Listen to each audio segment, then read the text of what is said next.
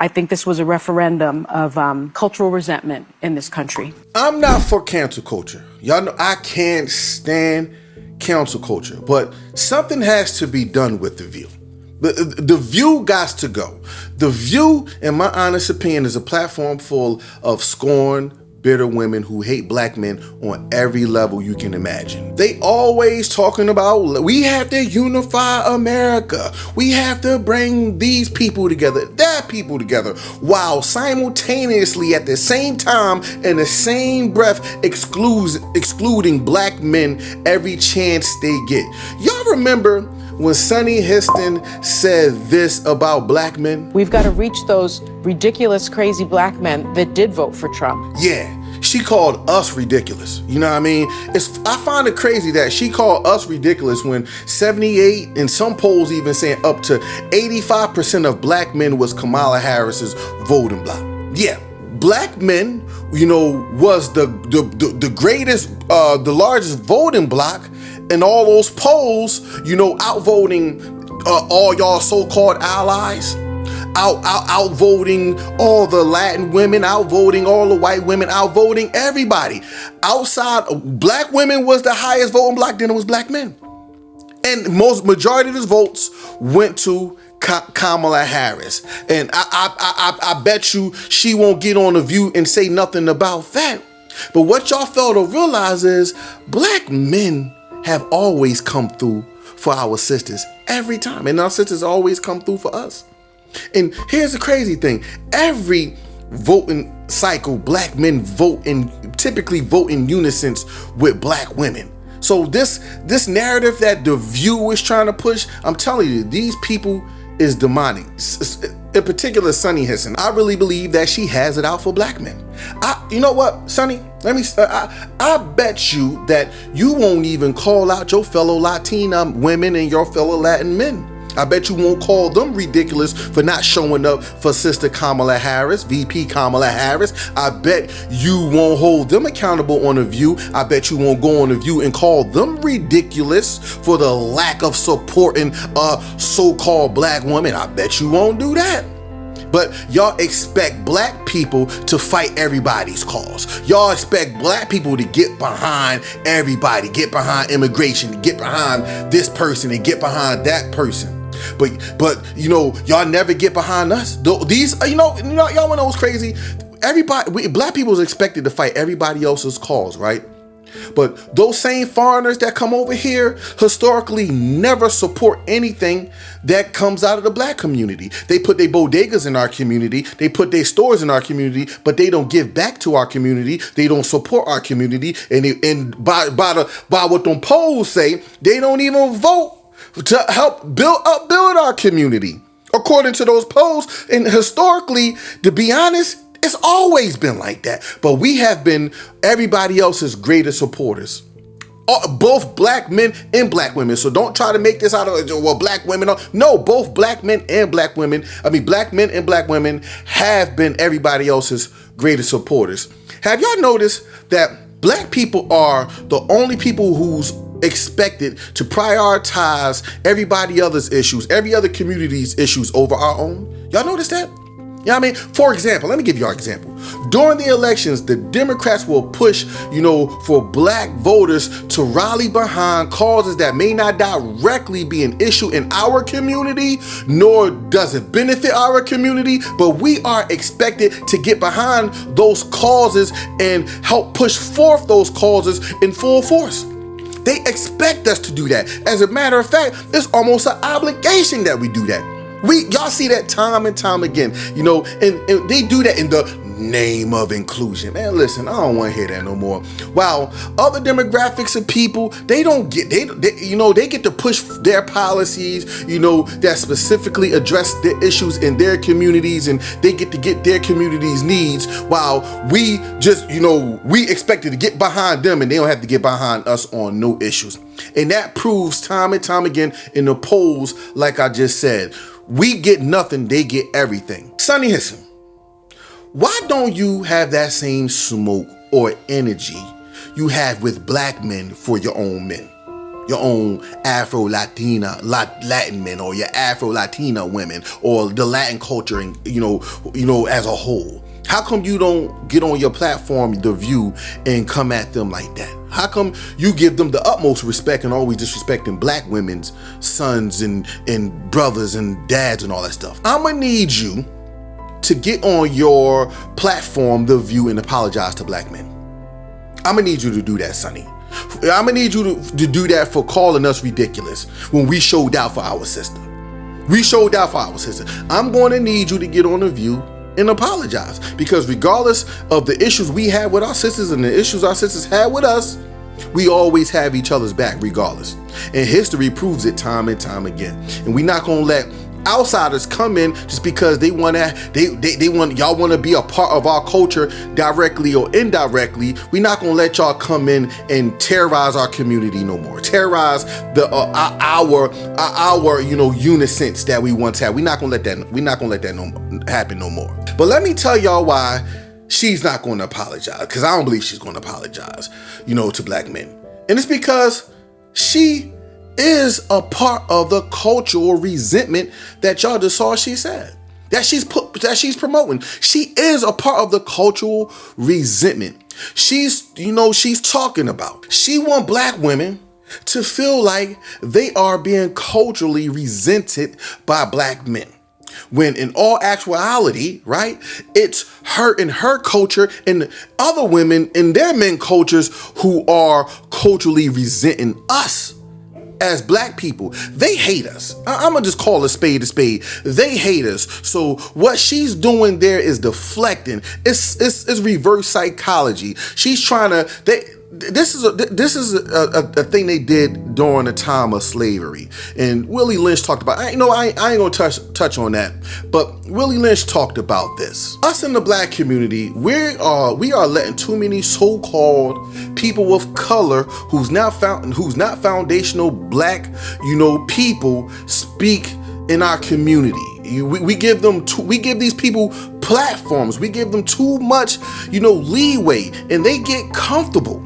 They get comfortable so much so that they start telling us what's wrong with our culture, talking down on our culture, but never talk about their own culture or hold their own culture accountable, such as we seeing with Sunny Hostin, who's Afro-Latina, who's supposed to be down with the culture, but she's not down with the culture. She never hold her own people accountable.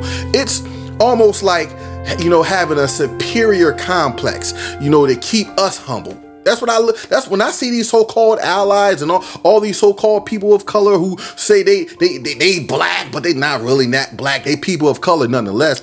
But they come in our community because we do our thing over here in the black community, as far as culture wise. These people like her have a superior complex to keep us humble, so that they can gain platforms, so that they can sell their products, so that they can advance in life. Because at the end of the day, when you want to get rich, they say sell something to a black dude or a black woman. That's what they say in business. If you want to get rich, pander to black men or black women. And you can see that in the music industry. You can see that in the food industry. You can see that in the entertainment industry. It's everywhere. So that, and on one hand, that saying is right when it comes to marketing anything. All you gotta do is market to the black community and you'll get rich. And the funny thing is, let me add something real quick. This is kind of a side note. The only people who don't get rich off our own community is us. Now, black faces there's rich entertainers and rich black basketball players and all that stuff, but they are owned by these, by these, y'all know. Ain't that right? He ain't lying. The crazy thing is, right? She had the perfect opportunity on her show to give black men in particular, their props for holding down Kamala Harris. But she fumbled it. Although, a lot of black men didn't really want to vote. Like, I stayed out. I believe my vote is my currency, and I'm not going to spend my currency frivolously. But shout out to all the black men who did their thing, and shout out to everybody who, whatever. If you choose to vote, do your thing. It's your constitutional right, whether you voted for Trump or Kamala Harris. At the end of the day, black men did show out for Kamala Harris. You see what I'm saying? Sonny, your people was outvoted. Your Latino men and your Latina women was outvoted by black men by a long shot. And the crazy thing is, by population, you know what I mean, Latino people, period, outnumber black men by a long shot too, as well. You know what I mean? Your people outnumber us. You would think that your women would have came through for Kamala Harris. You see, since they got you as a spokesperson, you know, people like you, right, Sonny? Feminists like you constantly keep black men and black women divided. And this is the reason why I believe so. Because, like I said earlier, y'all want to hold high positions in our community. Y'all are the reason why Sister Kamala Harris lost. Y'all are the reason. And I'm going to go as far as say this, is to say this, right? Feminism is the reason why Donald Trump is the 47th president and not Kamala Harris. Feminism is. Yes, I said it. Y'all pretty much gave Donald Trump the presidency by pushing all this feminist ideology. You know what I mean? Y'all manipulated black women to believe that y'all had their back on all these issues. Y'all manipulated black women, making them believe that y'all was going to help them once again, like they did in the feminists, back in those feminist times and all that stuff. And come to find out, like usual, y'all are the ones who always let black women down, and not only black women down, black people down as a whole, black men, women, and children. Yeah, the polls don't lie. Feminism destroys everything. Feminism is suddenly is a disease in the white community. It's feminism is starting to spread like a wildfire all across a bunch of communities. As a matter of fact, not only the black community, this is happening in all communities. He's out of line, but he's right. Feminism destroyed the black community. Started destroying the black community during the time of the civil rights, the women's suffrage movement, and even further. We can go back further than that. Man, there's a book called "They Were Her Property." It breaks down feminism and how you know the white women manipulated black women back in those days against black men so that they can gain power. You know what I mean? I'm gonna put that book. I'm gonna put that book in here so y'all can go read it. It's a very good book. Election after election after election after election. You know, feminism has always shown a few things to me. That listen, they gonna always choose their men, like they should. They always gonna choose their families, like they should. They always gonna choose their culture over politics, like they should. And we should do the same thing. The problem in the black community is like we don't want government, but yet we want government. We keep going to these people for policy this, policy that. You can't legislate morality, black people. The only thing that these people can do for us is cut their checks. Cut our checks. That's the only thing these people can do for us is cut our checks. We don't need no more policies. We don't need no more legislation. You can't legislate morality. You ain't gonna legislate them to like us. They never gonna like us. They never gonna want us a part of their system. Feminism does not believe in this system, contrary to to popular belief that they trying to make y'all believe in. The feminism don't care about patriarchy. You want to know why they don't care about feminism and patriarchy? It's because the system is made for them. It's because they are the system, directly and indirectly. Feminism don't believe in making America great again. You want to know why? They are the epitome. They are the face of a great America. You see what I'm saying? Your enemy will never teach you how to be better than them. Your enemy will never put you on an equal playing field as them. Your enemy is never going to teach you how to outwit them. And that's what we need to understand. Y'all so-called allies will never teach you how to be better than them. You really think they gonna teach y'all how to be better than them so that they can be subservient to you? Y'all so-called feminist allies will always benefit from this patriarchal supremacist culture. Directly and indirectly, might I add. You see what I'm saying? Y'all, I'm gonna tell you why. Y'all wanna know why? It's because after they fight with y'all in these, fighting with y'all in these streets, after they do all that and y'all go out there protesting, burning down buildings and flipping over police cars and breaking out store windows, after they do that with y'all, while y'all go to prison, They going home to have dinner with their supremacist parents and family members kikiing. Yes, they going back to their communities to reap all the benefits that y'all don't have. No, none of us, particularly us in the black community, don't have and will never have, proximity to or even get remotely close to. Because here's the fact of the matter. They never going to cease to be a part of the dominant society, regardless of who they playing for or who they fighting for. These liberals is playing the game. They have a duality. They destruct everything with y'all, and while y'all reap the penalty and y'all get hit with all the charges, they going home. They going home. And guess what? I don't blame them. The system from this inception was built for them, through us, for them to exist. We put the blood, sweat, and tears for them to listen. And that's how it's going to always be. They're not going to give up that seat. They're not going to give up that power. I don't care what these feminists tell you. We got to stop believing that, brothers and sisters. Real rap. We will never, ever, I don't care how much opportunity they give us to sit, I ain't even gonna say sit at their table, to partake of, them wealth. I don't care if they make us LeBron James, Michael Jordan, and all the rest. We never gonna have a seat at their table. They will allow us to serve at their table at their expense, but we never gonna be able to have a seat. No, never. That's why, listen, Sonny, you have a job up there. Whoopi have a job up there, and the rest of the people y'all have on y'all panels have jobs. Y'all may be seated at a panel, but y'all not seated at those people's table. Y'all just have an opportunity, and they paying y'all. Y'all just black faces in high places serving under their expense. Real rap. Y'all are serving under their expense. You don't have no power. You only can say what they allow you to say. Don't think for a second that the moment you stop saying what they saying, you're gonna have a job. Because I guarantee you can't call them out.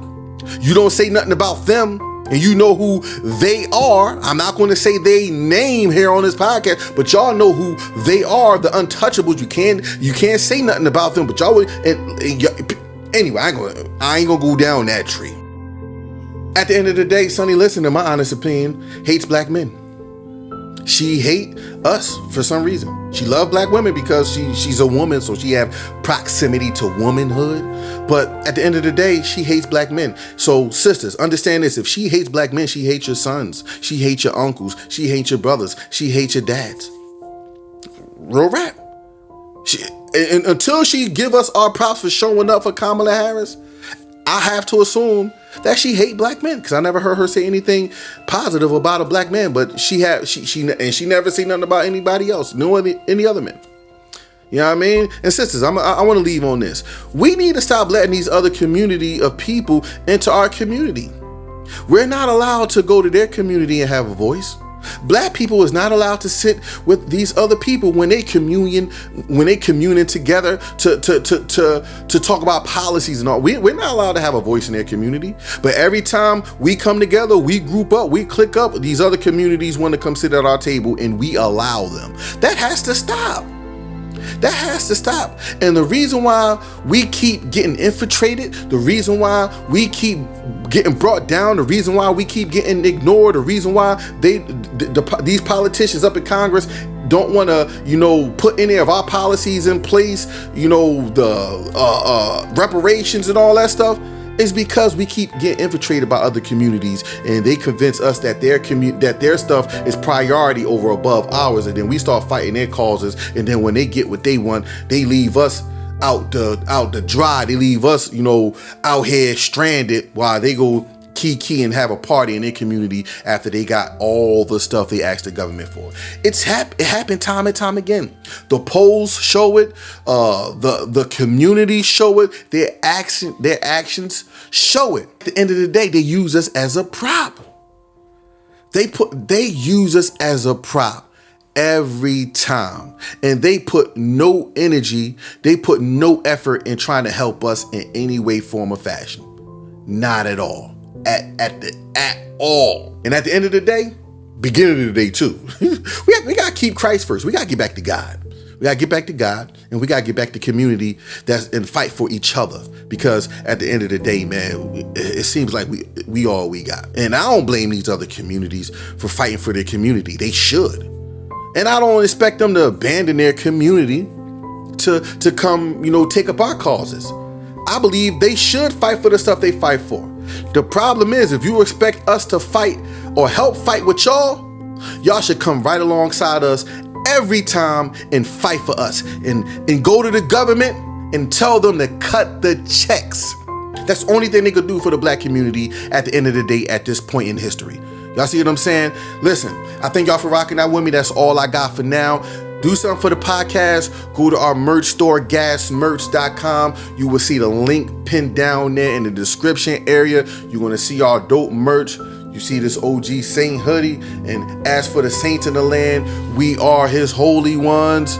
You see what I'm saying? Y'all see that right here, man. We got some dope merch, man. We got some dope merch. Make sure y'all, show some love and support the podcast, man. I see y'all on the flip. God willing. Peace.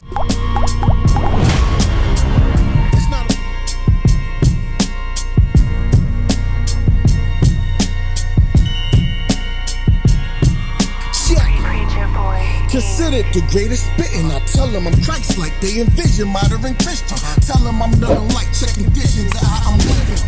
I preach Christ. We ain't fake delivering. Listen. Candy man, soon as they. It's not about how much Bible chapter and verse you know. It's about how much Bible you willing to obey.